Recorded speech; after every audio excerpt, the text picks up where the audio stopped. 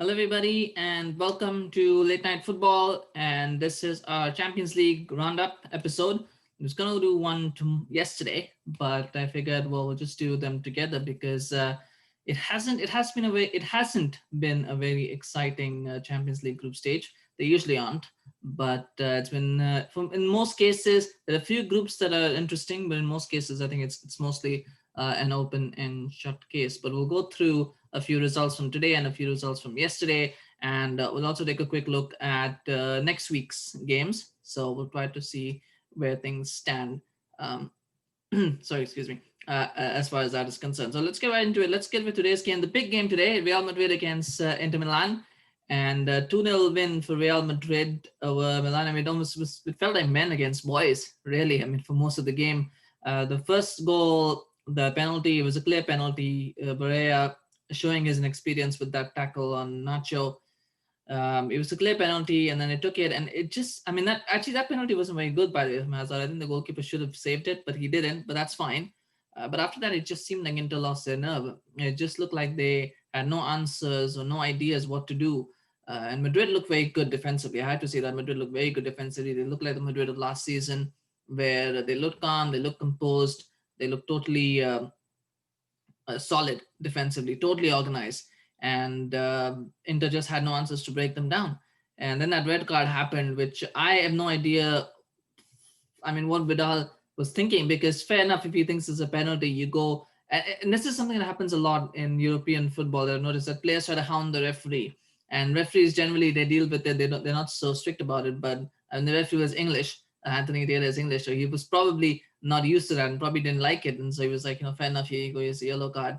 And Vidal, again, I don't know what he was reacting to. Is like, and he just went up against the ref, and then you get a second yellow. So deserved red card. I don't think he can have any complaints about the second yellow. You can't have any complaints with the first one either, to be honest, because you don't go and gang up on the referee. Although a few players could have got yellows in that situation. Maybe that's what Vidal was saying, was, why did you give me a yellow? Give it to one of my teammates. But no, I'm kidding. I don't know.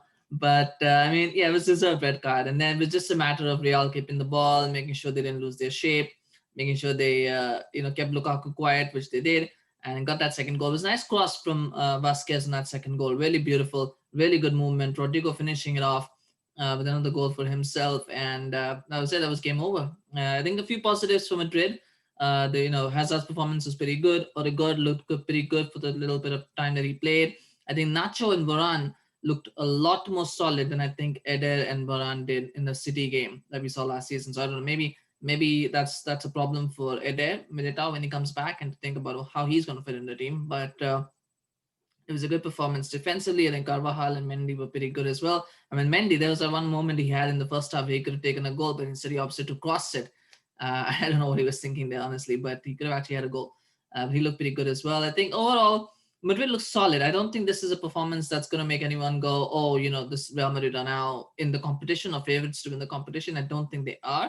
But it was functional, solid performance, and it gives them the win that they needed from this game, because this was a must-win game for both teams. And for Madrid to pick it up, it's definitely a vital win. From Inter's perspective, I mean, this is what you expect from Inter. Don't you expect them to blow hot and cold? They had a comeback win against Torino.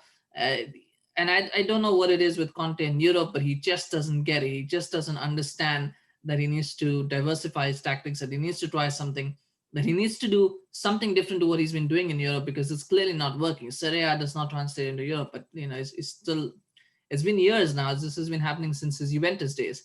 So he's got to come up with something and look at it differently. But at the moment, it's not looking good for Inter Milan. I thought Lukaku was pretty bad. Was pretty anonymous today. Not bad. I wouldn't say he was bad. I think he can criticize any of the Inter players, because once you go down to 10 men, you really can't. There's not a lot as a striker that you can do. So I don't think he was bad. That's harsh to say, but he was anonymous today. And this has happened with Lukaku. And people keep saying Lukaku is this great scoring record across England and Italy. And I always say, in England, you've got 4 or 5 big teams, right? The big 4, big 5, big 6 that they call it. And when you're playing in Italy, you don't have that. You probably have 1, maybe 2 big teams. I mean, you have pretty much Juventus are the only real top tier team there. Now this season, you've got maybe Napoli, Atlanta, Milan, or Lazio as well. But I mean, usually it's just Juventus, and then Inter's probably the only the second team after Juventus. You could say that. I know some people will disagree, but That's just my opinion. Where you see, so you only are looking, you're looking at 18 other teams that are there. Well, Lukaku is a good player when you want to score against mid-table teams, lower table teams. He's very good at that. He'll always get you goals against those kind of teams. And in England, you don't have those many. You don't have as many of those teams as you have in Italy, where I think beyond Juventus, there really aren't that many top tier teams. Again, maybe this season is different. I feel this season is different because Juventus's levels have dropped rather than the fact that the other teams have improved. The other teams have also improved, but I think Juventus's level have dropped. But he's always going to get you goals against those kind of teams. So against instead of he's got 18 other teams to do that, his goals numbers are always obviously going to be better. But at the end of the day, they didn't win any trophies last season, and they're not. They don't look like. It's the same with Lukaku. He was in the Champions League last season. He didn't do much in the Champions League. Inter went out in the group stages. They're going to do that probably again this season, and that's just Lukaku. I mean, he's never going to be that top striker that you're going to rely on to get you goals in the biggest of games and the biggest of moments. He's not the striker who's going to get you those goals. He's not. He's a 25-30 goal a season striker. He can get you those goals. He'll pad his stats. He'll get his numbers. But in those decisive moments, those really important moments, he's not the player man for that. That's again just my opinion, personal opinion. Feel free to disagree with me and let me know that I'm wrong or that I'm talking bollocks, but that's fine. And I mean that's just on that. I think as it stands now, Inter not only in danger of going out of the group stages, they're in danger of not being in Europe actually completely by the time we get into the next year, because at the moment they're on 2 points. Mönchengladbach, they're on at top with the 8 points and 6 points clear. Now there's still an opportunity if Inter can beat Borussia Mönchengladbach and Shakhtar, they'll go level with Mönchengladbach. And if Madrid beat, that's assuming Madrid beat them as well and they beat Shakhtar. So that's what Inter are going to be hoping for. I think that's just what it is now. Inter need pretty much. They need to beat both Shakhtar and Mönchengladbach, and then they hope that Madrid will beat Mönchengladbach. That's what they need. I don't think it really matters much what happens in the Madrid Shakhtar game because they only get to 7 points in that case. So that is the important game. Those are the important games now for Inter. It's looking bleak. It's looking slim. And to be honest, it's difficult to see them going through. To be honest, they shouldn't be going through in this group. To be honest, they should be. But we'll wait and see. We'll wait and see what happens in the next round. There's still a chance, and the way things are, they might very well sneak through because Inter are very good at that. Inter are very good at making you believe. Inter are good at making you believe that they're great, and then proving that they're crap. But then they also and then making you believe that they're crap, and then showing no, we're actually pretty good. So you just never know what you get with Inter Milan. You just never know. So there's still opportunity. As long as there's opportunity, there is hope, and that'll be what Inter will be looking at going into the next round of fixtures. Elsewhere, Liverpool lost to Atalanta 2-0, and I don't think it's a result that does much. It does make it a little bit interesting because Ajax beat Milan, so now it's 9 points for Liverpool, 7 for Ajax, 7 for Atlanta. So if Ajax can somehow beat Liverpool next week, won't happen. But if they do, then that becomes 10 points for Ajax, and you would expect Atlanta to beat Milan, so then it's 10 points each, and then you're looking at Liverpool potentially being third. But the issue then is that Liverpool play Milan, which is a free hit, and they'll win that one. So they're going to get to 12 points. So realistically, 12 points, and then you're pretty much looking at Ajax or Atlanta. So even if they lose the next game, which it won't happen, but even if they do, or if they don't win it, it's still a pretty comfortable ride. It's going to be comfortable enough for them to go through, and that's just the way the group stages are panning out. It's just all panning out in favor of the big clubs. Group A, by the way, that's the interesting one. Bayern Munich are now qualified, and they're not, to no one's surprise, and they're actually going to finish top as well because they've got 12 points. Their next closest challengers are Atletico Madrid, who for some reason just want to make life difficult for themselves. And I don't know what's wrong with Atletico. They can look so sublime like they did against Barcelona, where they picked up a nice 1-0 win, and then they go and they play Lokomotiv Moscow, at the Wanda Metropolitano, and they pick up a 0-0 draw. And that's the issue. That's the issue for Diego Simeone that he's got to sort out. Inconsistency is a massive, massive problem for Atletico Madrid. And I don't know what the issue is. Maybe it's the squad depth. Maybe it's the rotation. But something that's, it's been affecting them this season. And they've only got one win so far in the Champions League. It's just the fact that the level is so low in that group that they're still second. But they intend on making life difficult for themselves. They've got a game against Bayern to come. Now, that's going to be important. They've got a game against Bayern to come, which is going to be tricky. and Lokomotiv are going to play Red Bull Salzburg in that other game. So if they win that, then it, and since Atletico have already played Lokomotiv, you're looking at it being difficult. Plus, particularly Bayern can probably now go invest their first teamers. Or they've already qualified in their top, so they've got nothing else left to play for in those next two games. So they'll probably give their second stringers a chance, and so we'll have to see what happens in those games. But and again, they beat Olympiacos 1-0. Porto also won their game against Marseille. Marseille, uh, they look like they're not even going to make the Europa League this time. That's that they've got a big header against Olympiacos for that one, but it's looking bleak for them at the moment. City, I mean, when it was made, we knew City were going to go through. It was such an easy group. I think City probably had the easiest of the four groups. They probably had the easiest of it, and this keeps happening every season. So it's not even a surprise anymore. So yeah, they just forced it through. And like I said, I think everybody else, everybody else, and everything else is conspiring to make it difficult for Liverpool to retain the Premier League title. But the teams themselves were supposed to do it, they can't do it. I mean, City have got help from Liverpool. In Liverpool have got injuries. They've now lost to Atlanta, so they've got another game. If they'd won this one, they probably were through. But now they've got another game that they'll probably have to think about a little bit. So they've got that, and then they've got they've got that 7-2 drubbing. They've got all sorts of issues, and Manchester City get given an easy Champions League group. And yet they're still, 13. They are on paper the closest challengers to Liverpool, and they're still faltering because they're getting all these advantages, but they're not able to capitalize on them for whatever reason. So I mean, it's just bad. People just keep giving us hope, and nobody else is capitalizing on it. But Liverpool, City are through to the knockout stages. They can probably finish first if they can get the draw with Porto. If they can draw with Porto, they will finish top of the table. So that is how things stand at the moment. Spoiler alert, they'll finish top of the table. They will finish top of the table. They're not that bad in Europe, at least. It's interesting how Manchester City and Barcelona both are struggling in the league, but they are perfect in Europe. And I wonder what the reasoning for that is. But that's where Manchester City are at.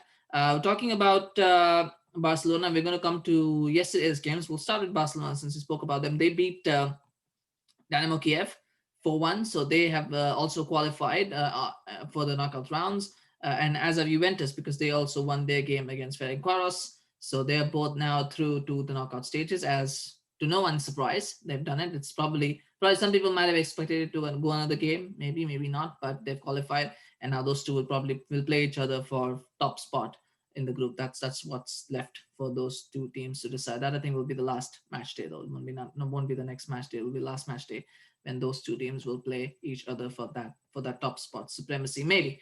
Depends on what happens in the next games. You never know with Juventus. But Barcelona are doing really well in Europe, at least. They've got a lot of goals. They've scored 13 goals and only conceded 2 and from 4 games. So they've been really, really good in Europe so far. I mean, the level is not that great, to be perfectly honest. I mean, Juventus this season and the Juventus that was there the last few seasons, they don't look that good, to be honest. They were lucky to get a win against Ferencváros. I mean, that group is not as tough as it should be. It's not Dynamo Kiev and Ferencváros, not really the kind of competition that you expect. Same in Manchester City as well. Porto, Olympiacos, Marseille, not exactly the level that not exactly the level that of teams that would test Manchester City. So it's quite easy for these teams to get through. I do expect Juventus to give them a fight when they meet. I believe it's in Juventus. I believe that game is a home game for Juventus. So there might be some tests, and Ronaldo will hopefully be available for that one. So there might be a test there, but I mean, otherwise it seems like fairly straightforward routine. So, but nonetheless, congratulations to Barcelona for that win, and congratulations to Juventus as well, who are also struggling. Juventus is struggling mightily, and I mean, they've got to be careful because this season is looking tough for them in Serie A, and if they keep up this level, they're not going to retain that title. So they will need to up it a little bit. They already don't look like they can win the Champions League, which is kind of sad. But it just looks like, again, it looks like. With Juventus, it looks like something's missing. There's always something missing, one key component missing that can knit it all together. And I don't know what it is and where that will come from, but it's not there right now. And they need that. And they need to get Dybala back in form as well as soon as possible. They need to find out something that can help him because he's struggling. He's struggling mightily. But I mean, at least for now, the good news is both of them don't have to worry as much about the Champions League. They can start thinking about the league. They can focus a little bit more on the league because the Champions League, for most intents, is done. They still haven't one decide who's going to go top. But I mean, ultimately, that isn't necessarily a big advantage as such. We're going to go on to Group E. We'll start with Group E. We'll go a little bit in alphabetic. I know I'm all over the place here. Chelsea and Sevilla through as well, 10 points each. They both beat Sevilla and Krasnodar. Sorry, no, Chelsea, they beat Krasnodar and Ven. Those two will now probably play it out for who's going to play in the Europa. That's good news for all Europa League fans because that means Sevilla are not going to be in the Europa League. I think that now makes it an open field competition of who's going to win the Europa League because when Sevilla were there, you're just like, oh, well, Sevilla are going to win it. But Sevilla are now through to the knockout stages, as are Chelsea, and Chelsea and Sevilla will play. That is the next game. Yeah, I believe that's the next game when those two will play each other, and that will probably determine who goes top of the table, who goes top of that table, who finishes on top and goes through as group winners. So that's what to look forward to. Again, I mean, fairly routine group as well. I think this was probably the second easiest group of the English teams. I think Sevilla are tough not to crack, but you're looking at Rennes and Krasnodar. That's not exactly a very very elite competition there. So I mean, fairly easy group there as well. I think Liverpool's group was probably the second toughest of the lot. We all know what the group. Then we all know which one was the toughest, and that's because it was anointed as a group of death. So it was Manchester United. But yeah, I mean, it was a good. Chelsea had done well to get through. I think if they win that next game or they get a score draw, then more or less likely they will go through if they can win the last game. So for them, I think the focus will be to try and win the next game, so they don't have to worry about then the final game. They can probably rest everybody and play the youngsters or whatever and get a week off. So they'll have to think about that. Although the next game is against Spurs, so that's a big title. That's a title contending game now. I don't think it's a title. It's not a not title clash or whatever, but it's a clash for who's going to be challenging Liverpool for the title. Who's going to get close? Or not challenging. Who's going to get closest to Liverpool this season? I think that's the clash. So they've got to think about that as well. So it will be a little bit of juggling and rotating that will need to be done. But overall, it's a good result for Chelsea. It's good to get that business sorted. Like it is, they know they're not going out of the Champions League. They know they're going to qualify, and so they can now start focusing a little bit more on the league as well. So it's a good result in that sense for Chelsea. And congratulations to them and to Sevilla as well for qualifying. And Group F, which is probably the closest of the groups, which is probably the closest probably right now is Group B with Mönchengladbach, Real Madrid, Shakhtar, and Inter. But that wasn't expected to be close and not expected to go the way that it did. But I think everybody expected Group F to be very tight, and it is. It is sort of tight at the moment. Dortmund and Lazio are pulling a bit clear, 98 points. But Club Brugge are still in it, 4 points. They still have a chance, particularly since Dortmund and Lazio still have to play each other. So that game is still left to come. And Dortmund still have to play Zenit as well. So maybe there's a chance for Bruges if they can beat Zenit. There might be some hope there depending on what happens in the other game. But at the moment, it looks like it's going to be fairly straightforward for Dortmund and Lazio to go through to the next round. But stranger things happen. We'll see what happens. But those two are starting to pull away. I mean, Erling Haaland, what a player! I only saw the highlights of that game, but he's an amazing player. I mean, he reminds you so much of so many different players, but he's got that instinct. He's got Ruud van Nistelrooy's instincts. He's got he's got that movement that that many top strikers have had. That he reminds you of Ruud van Nistelrooy with the way he finishes, because I've never seen I've never really seen too many better players who could score goals than Fox in the box. I'm sure David Trezeguet in his prime was also very similar to that sort of player, though I didn't watch him in his prime, but very similar to that, and someone who can just step in and he can get a goal for you from out of nowhere. Really, that's the kind of player you'd want in your team, and he is an amazing player. I think it was good for Jadon Sancho as well to get a goal through a free kick. I think he needs that. He's been pretty poor this season, so he also got an assist, by the way, for the Haaland goal, for the first Haaland goal, so he'll be happy with that. The few stats pads there for him, but it was a good win for Dortmund. And Dortmund still have issues defensively, though. That's the problem. Dortmund still have issues defensively, and that needs to be sorted because they gave too many chances in the last game, and you don't want to do that, especially against a team of Brooks' caliber. You can only imagine what happened with another team. So you don't want to give away too many chances when you're in that. So that's what holds Dortmund back from competing for trophies, is that defense, because they would have phenomenal attack. But as good as Haaland is, as good as Sancho is, you can't expect them to keep scoring 2-3 goals every game. You can't. That just doesn't happen, right? There will be games, and then they'll draw blanks, or they'll get a goal or 2 goals, and then you've got to rely on that defense to be able to keep a clean sheet or to keep it down to 1. And at the moment, they just don't look like they can. So that's something that they will have to tighten up at the back. But that's been an issue for years now for Dortmund. So I don't know what the solution is. I have no idea, but they'll need to think of something if they want to go deep in this competition for sure. On that note, I think we'll come to the final group now, Group G and Group H actually. Group G, we already covered that one with Barcelona and Juventus. Group H, and it's tight, and it's a very very interesting group. I think you can probably now say that Istanbul are done for this campaign. I think their campaign is over. You would say that, it could change when they play Leipzig. They could probably get a result there, but at the moment it looks like their campaign is done. And so it's between Man United, PSG, and Leipzig. The issue is that I said is that if United gifted those 3 points to Istanbul, if they had taken those 3 points, they would be on 12 points, and that more or less would have been that they would have then qualified. Because even if Leipzig had won both their games, because United put five past them, it would have been very difficult for Leipzig to qualify unless they scored 5 goals. And so they would have more or less done because in case of a tie, head-to-head results count. So that result, the final result that they've got, really helps them a lot again in a head-to-head tie with Leipzig. And those 2 away goals they've got against PSG means that a 1-0 win for PSG against United would still not have been enough. They would still have been above PSG on head-to-head as well. So they would have got the head-to-head advantage on both. Now the issue is because they are 9 points, but they played both their games against Istanbul, you would expect and you would back PSG and Leipzig to pick up 3 points against Istanbul. So that puts them level on 9 points each.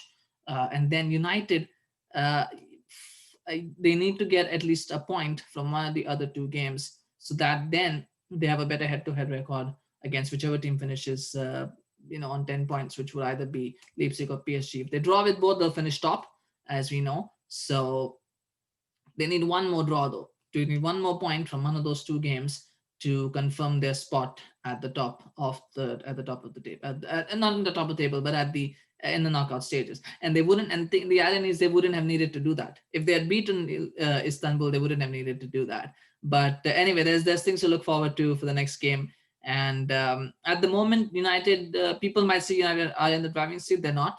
I think the next game is going to be critical because PSG, they are in a little bit of a spot of bother. I mean, they didn't look very convincing in their 1-0 win over Leipzig. It was an 11th minute penalty from Neymar, and then they pretty much held on. But having that defensive solidity will actually help them. The fact that they kept Leipzig out is going to benefit them a lot going into the game against United. Because if you can keep a defensive shape against United, they ain't getting through. So then it's down to them scoring, and that will be a key component of that. I think the game between United and Istanbul, it was a good game, and a lot of people are talking about it. And Bruno Fernandes, it's nothing new. Bruno Fernandes is carrying Manchester United. It's quite obvious that he is. I think this game also showed us that how much United need those 2 holding midfielders in front of the back 4, because again, these are points that people have been making. Maguire and Lindelof just don't look solid at all. And again, the issue there that I feel is that Lindelof is better than Maguire. I think a lot of times, the thing that was being talked about was Maguire and Tuanzebe. The problem now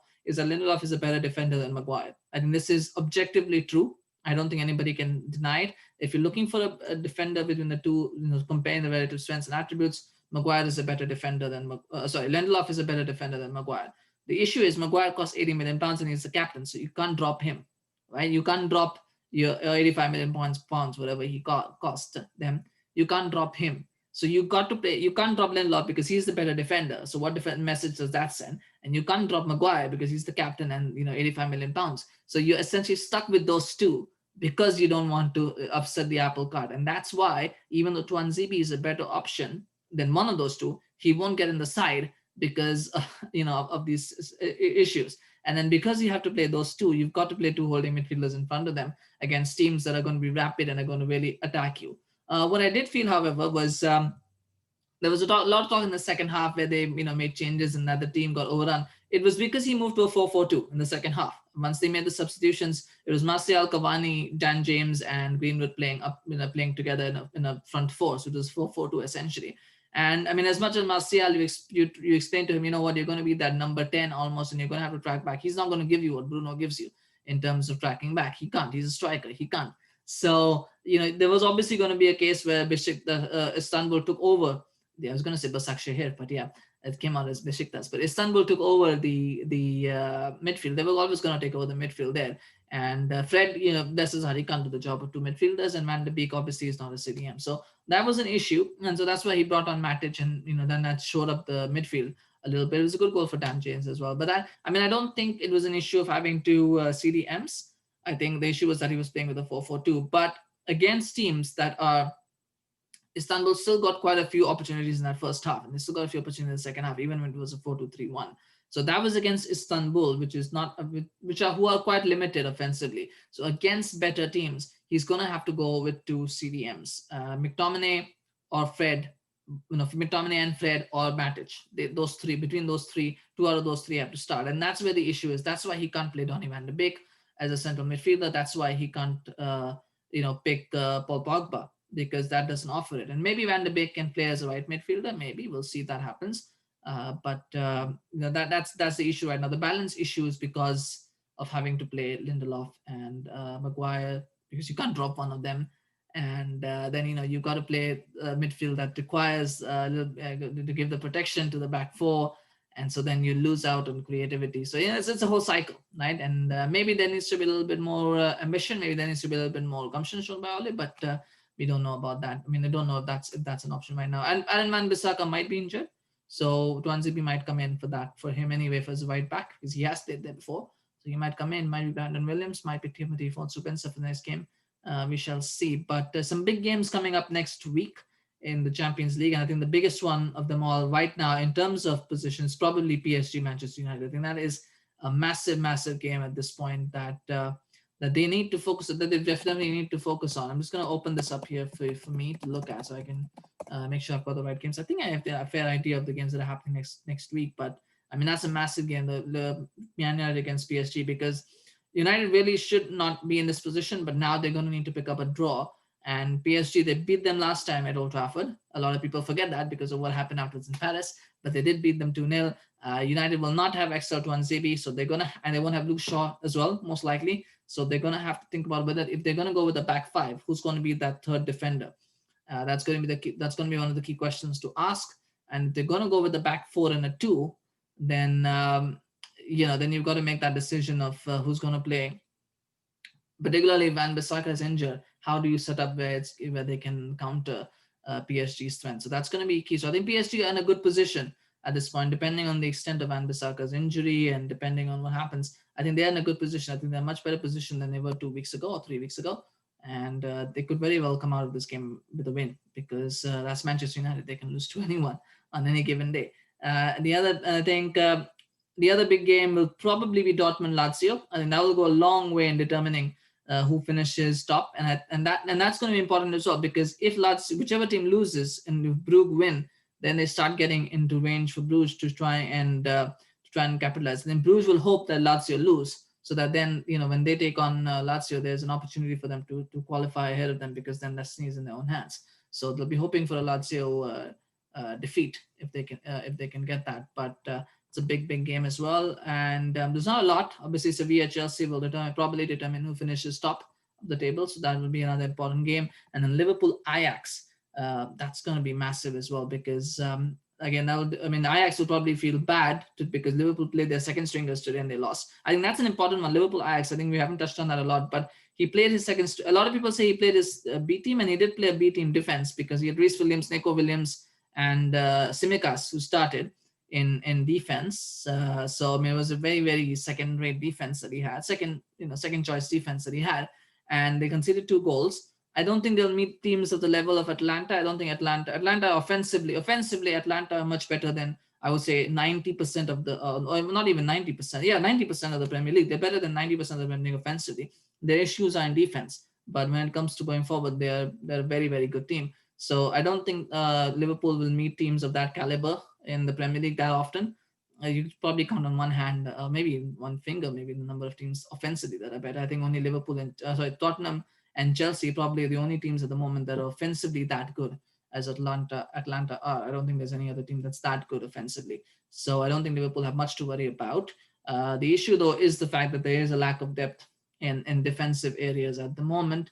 if they were going to face big teams. But I mean, that's not going to be. I don't see. I don't see. I think they always have these off results. They lost to Napoli last season as well, if you recall. So they get these results from time to time in Europe, but it really doesn't affect them much in England. I mean, the Premier League this season is so average that I honestly, these results you can't really put much stock in them. But it might be a good wake up call for them for the next game against Ajax, and they might be motivated. But that's the issue for Ajax now, because Liverpool are pretty practically gifted 3 points to Atlanta, and that makes the next game important, because if Liverpool beat Ajax, then that puts Atlanta in pole position to qualify for the knockout stages. But that we'll have to keep an eye on that. That's a big game. And then the other two big games that will be back to back will be Shakhtar Donetsk against Real Madrid and Mönchengladbach against Inter Milan, because that's going to go a long way in determining who's going to finish top of the table there, because in fact who's going to go through the knockout stages. Mönchengladbach only in the draw against Inter Milan. They get the draw from Inter Milan, they're through, and Real Madrid, if they beat Shakhtar, then they're through as well. So there's there's a lot at the moment that. There's a lot to play for, and it's unnecessarily tight, I think, from Real Madrid and Inter Milan's perspective.